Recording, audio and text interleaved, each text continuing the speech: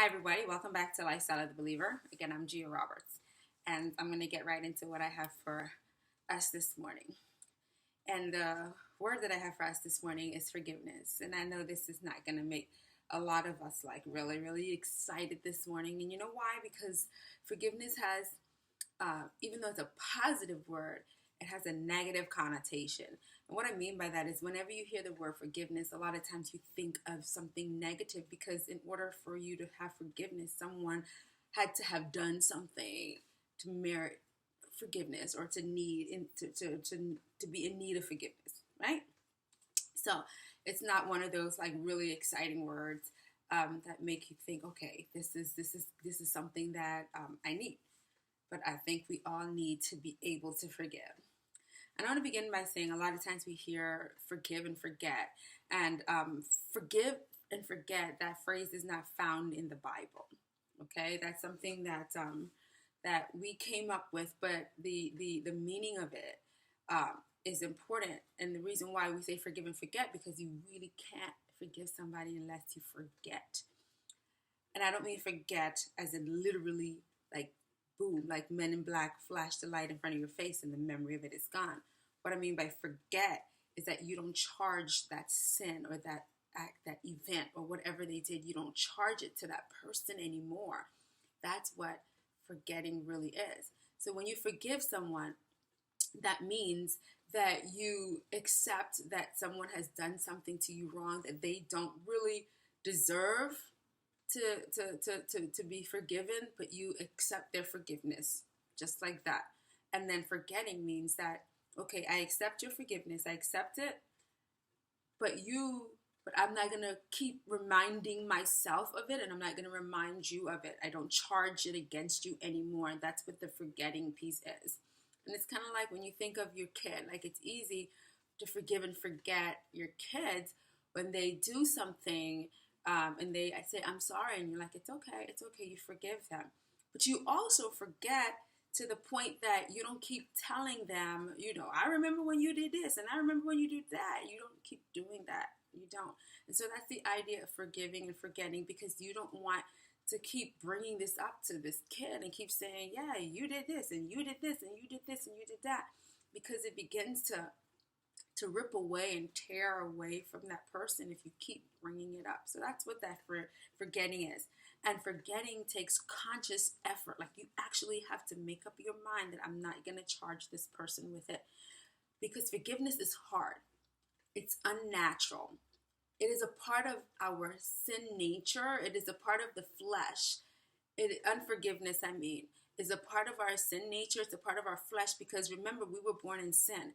And even though the enemy is the one who convinced Eve in the garden to take this fruit and eat it, and you shall not surely die, and so on and so forth, and he introduced us to this sin nature, he's still the one that is convincing and trying to convince the Father that we are not deserving of forgiveness, and reminding the Father of what we've done over and over and over and over again. Keeps bringing these things to our own minds, reminding us of what we've done so that we don't forgive ourselves. And when we don't forgive and we don't forget the things that we have done and not charge it to ourselves, we rip away and we tear away at ourselves. So it's not natural, but we have to make a conscious effort to be able to forgive and forget, charge not that thing against that person. And I'm also going to tell you that I validate you in terms of forgiveness being hard. Number one, as I said, it's not natural. We were not born with this ability to forgive deep down hurt, right? So it's not natural. But Christ conquered that, right? He conquered that. He was able to forgive us.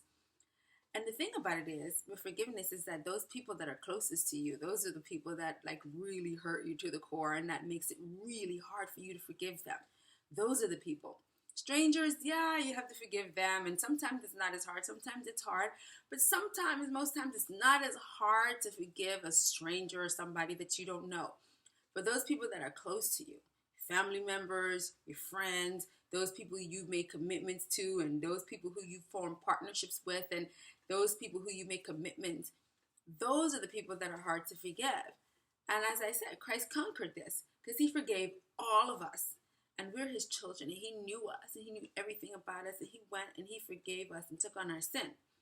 But additionally, I mean, he had those people that are close to him, right? He had Judas, and he had Peter, and these are the people that rolled with him. These were the people that knew him. They knew all about him, and they're like, they denied him, right? And they betrayed him, and they were like, and Jesus still forgave them. So when we take on Christ, right? We take on Christ, we have the ability to forgive just as he does. But our flesh sometimes tries to remind us about who we are in the flesh and tells us we shouldn't forgive and we don't need to forgive. And I'm here to tell you that we need to. And the Bible tells us in the book of Matthew that if we don't forgive, Christ says, if you don't forgive those who have trespassed against you and those who have offended you, sorry, I can't forgive you. And we work too hard.